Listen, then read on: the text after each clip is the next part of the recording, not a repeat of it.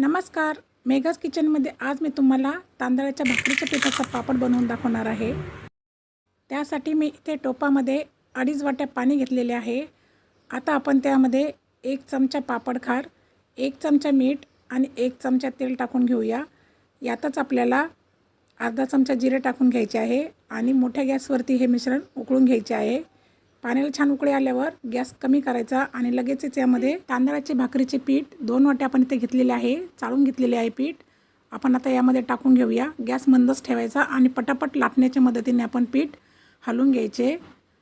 लगेचच पीठ घट्टसर होऊ लागते. 5 मिनिटांमध्ये पीठ घट्टसर झाल्यावर आपण त्यावर झाकण ठेवून घेऊया आणि पुन्हा 5 मिनिटांनंतर झाकण काढून पुन्हा ढवळून घेऊया. आणि आता आपल्याला गॅस बंद करून झाकण ठेवायचं आहे आणि 10 मिनिटे वाफेवर ठेवायचं आहे. 10 मिनिटांमध्ये वाफेवरच हे पीठ छान शिजले जाते. आता आपण हे एका पॉलिथिन बॅगवरती काढून घेऊ आणि छान मऊसर असं मळून घेऊ.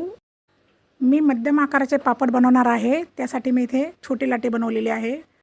या लाटीला तांदळाचे पीठ लावून आपण अगदी पातळसर असं लाटून घेणार आहोत. पीठ अजिबात पोळपाटाला किंवा हाताला चिकटत नाही. खूपच छान असा पातळसर पापड तयार होतो.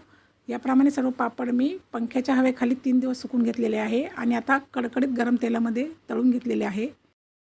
तिप्पट फुलणारे तांदळाच्या भाकरीचे हे पापड खूपच खुसखुशीत होतात. नक्की बनवून बघा. धन्यवाद.